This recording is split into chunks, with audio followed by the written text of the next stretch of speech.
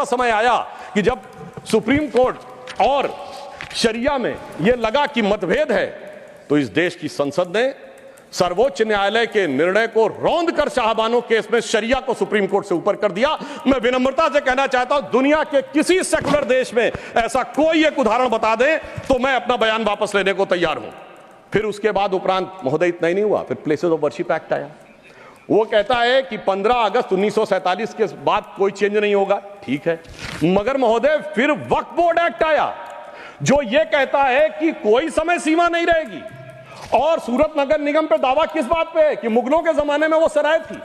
तिरुचिरापल्ली के तिरुचुनेरी मंदिर पे इस बात पे है कि अरकाट के नवाब ने दे दिया था। यानी 200 साल 300 साल पहले के सरकारों के वो फरमान जो कि सरकारें किस हिसाब से मानती थी। फिर कम्युनल वायलेंस बिल आया। अब मैं सिर्फ संक्षेप में 10 बिंदु बोलना चाहता हूं। जो लोग आज कहते हैं इस संविधान में उन्होंने क्या किया, मदरसा बोर्ड आया, मुस्लिम पर्सनल लॉ बोर्ड, इन सबको संवैधानिक मान्यता, संवैधानिक संरक्षण प्राप्त है। 4 पत्नी रखना, ट्रिपल तलाक, हलाला, मेहरम बालिका से विवाह करना, तलाकशुदा महिला को कोई मुआवजा न देना, हज सब्सिडी, वक्फ बोर्ड। अब मैं कहना चाहता हूं, मैं विनम्रता से कहना चाहता हूं कि इन लोगों ने इस कॉन्स्टिट्यूशन को सेकुलरिज्म का शिकार करते हुए इसको पार्शियली शरिया कॉन्स्टिट्यूशन बनाने का प्रयास किया। अन्यथा कोई गैर मुस्लिम देश दिखा दे कि जिसमें कि इस प्रकार की बात हुई हो, कोई सेकुलर देश, 200 देश हैं, बड़े विद्वान लोग बैठे हुए हैं वहां पर। मैं बताना चाहता हूं, कोई उदाहरण बताइएगा जिस स्टेट में सुप्रीम कोर्ट से ऊपर शरिया हो। अब मैं बताना चाहता हूं, बड़े विद्वान लोग उधर बैठे हुए हैं, मुझे कोई जरूरत नहीं है 200 में सिर्फ 4 सेकुलर देश बताइएगा, मैं अपना बयान वापस ले लूंगा जहां शरिया सर्वोच्च न्यायालय से ऊपर हो। और मैं ये भी बताना चाहता हूं, इतना ही नहीं था सर, संविधान का अपमान आप लोगों ने किया। और मैं कहना चाहता हूं, जो लोग मनुस्मृति की बात करते हैं उन्होंने इसको मौलवी स्क्रिप्ट बनाने का प्रयास किया भारत के संविधान को। यह अपने आप में शर्मनाक बात है। शर्म उस समय आनी चाहिए थी जब इस तरह के परिवर्तन कर रहे थे। और मैं एक और बात कहना चाहता हूं, सभापति महोदय, टेक्निकल बात कह रहा हूं, मेरी बात गलत लगेगी तो मैं अपने बयान वापस ले लूंगा। सुनिए सर, वक्फ बोर्ड एक्ट में मुगलों के जमाने का फरमान को कॉन्स्टिट्यूशनल मान्यता प्राप्त है। यह वो संविधान था, वो सरकारें थी जिनमें जिम्मी का कॉन्सेप्ट था, जिसमें जजिया का कॉन्सेप्ट था, जहां के बादशाह गाजी की उपाधि लेते थे, सैकड़ों लोगों को मारकर। इवन अकबर ने भी गाजी की उपाधि दी है। यदि इस प्रकार की चीजों को तो मैं कहना चाहता हूं सर, मैं पूछना चाहता हूं, जिम्मी और जजिया के फरमानों को कॉन्स्टिट्यूशनल मान्यता देना क्या शरिया को संविधान में लागू करना नहीं है? इसीलिए मैं कहना चाहता हूं, सुधांशु त्रिवेदी जी के अलावा किसी का रिकॉर्ड में नहीं जाएगा। आज मामला, सभापति महोदय, आज मामला मनुस्मृति बनाम संविधान का नहीं है। संविधान के बाबा साहब की पहचान और संविधान के ऊपर शरिया के निशान की है। और इसीलिए मैं बिल्कुल ईमानदारी से कहना चाहता हूं कि इन लोगों को सुधांशु त्रिवेदी जी के अलावा किसी का रिकॉर्ड पर नहीं जाएगा। कृपया आप शांत रहें। मगर मैं यह भी बात स्पष्ट करना चाहता हूं, हम कोई मुस्लिम समाज के खिलाफ नहीं है, शांति से। अगर मुझे एक देश दिखा दीजिएगा जहां शरिया सर्वोच्च न्यायालय से ऊपर हो तब बात करिएगा। मैंने उदाहरण कोट किया। अब मैं बताना चाहता हूं महोदय, हम मुस्लिम समाज के खिलाफ नहीं है। आज ही उस्ताद जाकिर हुसैन का देहांत हुआ है, उन्हें पद्म भूषण दिया, अटल जी की सरकार ने पद्म विभूषण दिया, मोदी जी की सरकार ने 2023 में। मैं पूछना चाहता हूं, ये बताइए, आपको अब्दुल रहीम खान खाना, रस खान, मलिक मोहम्मद जायसी, अशफाक उल्लाह खां, वीर अब्दुल हमीद, डॉक्टर APJ अबुल कलाम क्यों नजर नहीं आते? आज हमारे गवर्नर आरिफ मोहम्मद खान साहब हैं। मैं चैलेंज करके कहता हूं कि पॉलिटिकल क्लास में कोई उनसे बड़ा आलिम फाजिल मुस्लिम हो जो बात करके दिखा दे, मगर ये उसे नहीं मानते। हमने डॉक्टर कलाम को राष्ट्रपति बनाया। आलमे इस्लाम में बैतुल हिकमत के बाद से पिछले 700-800 सालों में उनसे बड़ा साइंसदान नहीं पैदा हुआ, पर उसको नहीं मानते। ये किसको मानते हैं? जाकिर नायक, इशरत जहां, याकूब मेनन, बुरहान वानी। इसकी वजह से सारी प्रॉब्लम है। यहां सोच कट्टरपंथी जहनियत की है।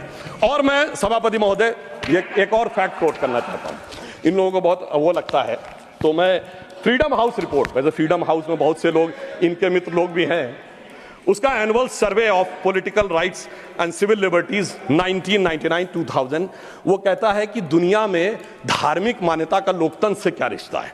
तो वो पेज नंबर 211 पे लिखता है, there is a strong correlation between electoral democracy and Hinduism. वो कहता है कि जहां हिंदू धर्म है वहां पर ज्यादा डेमोक्रेसी, और उसमें Fiji, Guyana, Mauritius, Bharat, Nepal बहुतों को कोट किया है। और फिर उसने जो आगे कहा है वो इनको लगेगा, फिर उसने बुद्धिस्ट, व्हाट्सएप नहीं, मैंने कोट किया है रिपोर्ट के साथ, हवा में बात मत करिए। अब मैं आपको बताना चाहता हूं, और उन्होंने आगे एक और बात कही है। ब्रुकिंग्स ने अपनी रिपोर्ट में 2019 में मोदी जी के समय क्या लिखा है, India is a silver lining, even a gold lining of democracy, reported released in February 2019। सुनिए, व्हाट्सएप की बात करने वाले, February 2019 titled Democracy and Disorder and the Struggle for Influence on New Geopolitics, page number 31। अब मैं एक दो विषय का उत्तर देना चाहता हूं जो हमारे माननीय नेता प्रतिपक्ष जी ने कहा। उन्होंने कहा कि झंडे का विरोध करने की बात, हम तो ईमानदारी से कहना चाहते हैं कि हम कभी झंडे के विरोध में नहीं थे। झंडे में, अब सर पूरी बात सुनिए सर, मैं कोट कर रहा हूं, अब सर मैं कोट कर रहा हूं, अब सुनिए सर, मैं महात्मा गांधी को कोट कर रहा हूं, सुनिए सर, महात्मा गांधी कोट कर रहा हूं। महात्मा गांधी ने 6 अगस्त 1947 को कहा, अगर भारत के झंडे पर चरखा अंकित नहीं होगा तो इस झंडे का अभिवादन करने से मैं इनकार कर दूंगा। आप तो जानते ही हैं, भारत के राष्ट्रीय झंडे पर सबसे पहली परिकल्पना मैंने की थी। बिना चरखे के निशान के भारतीय झंडे की कल्पना नहीं है। वैसे पंडित नेहरू और अन्य लोगों ने मुझे बताया है कि नए ध्वज में बना चक्र चिन्ह चरखे का प्रतीक है। कुछ लोग इसे सुदर्शन चक्र बताते हैं, मगर मैं समझता हूं क्या है सर, स्रोत है संपूर्ण गांधी वाङ्मय, खंड 89, पृष्ठ 11। अब आप बताइए, आप कहेंगे कि महात्मा गांधी उनका विरोध कर रहे थे, इसलिए मैं कहना चाहता हूं महोदय, 2-3 मिनट में समाप्त कर दें। जी मैं समाप्त कर रहा हूं सर। एक बात और कहना चाहता हूं, अंगूठा कटवाने की बहुत बात कही गई। वैसे इतने अंगूठे कटे हैं पिछले 60-70 सालों में कि उन्हें एकलव्यों से पूछ लिया जाए तो समझ में आ जाएगा। मगर जो लोग बहुत ज्ञान बघाड़ते हैं, मैं उनसे पूछना चाहता हूं, किसी ने महाभारत में पढ़ा है क्या कि मैकाले का ही थॉट पढ़े आ रहे हैं? मैं किसी के प्रति अपमान नहीं करना चाहता, 100 में 99 लोगों को यह नहीं पता कि वो किस चैप्टर में है। महाभारत के वन पर्व में है, जहां पर जब एकलव्य का वो पूरा विशेष नहीं जाता, जब द्रोणाचार्य उससे पूछते तुम अपना परिचय दो, तो कहता मैं मगध नरेश जरासंध के प्रधान सेनापति हिरण्यधनु का पुत्र एकलव्य।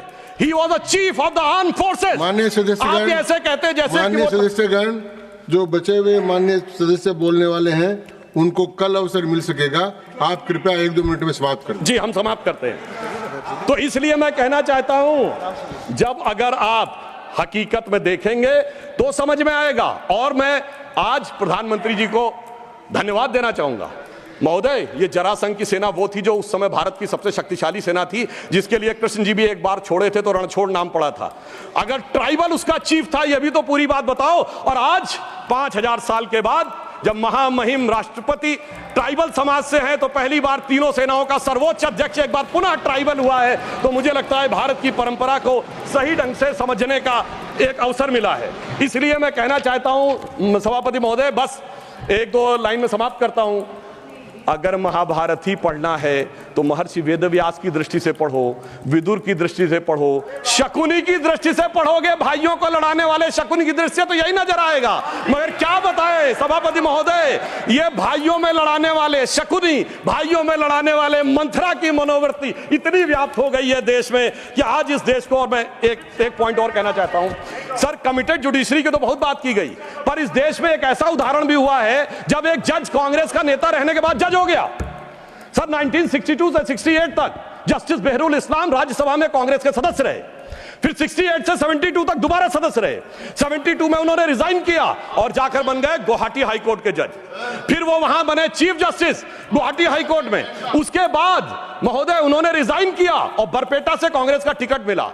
अब वो टिकट इलेक्शन काउंटरमांड हो गया, 84 में फिर राज्यसभा के सदस्य बन गए। अरे भाई, इस्तीफे के बाद आप बहुत कहेंगे कि जो राज्यसभा में आए कांग्रेस के नेता सांसद रहने के बाद, और उन्हें सुप्रीम कोर्ट का जज 8 महीने के गैप के बाद बनाया गया। मुझे लगता संविधान का इससे बड़ा अपमान नहीं हो सकता था जो हमें देखने को मिला।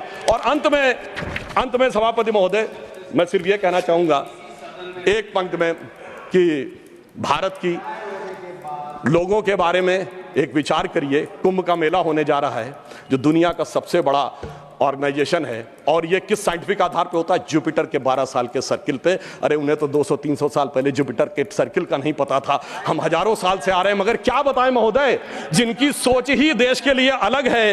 तो मैं अंत में कहना चाहूंगा उनके लिए, हम लोग कभी एक गीत गाते थे जब हमारी सरकार नहीं थी, उगा सूर्य कैसा कहो मुक्ति का ये, उजाला करोड़ों घरों में न पहुंचा।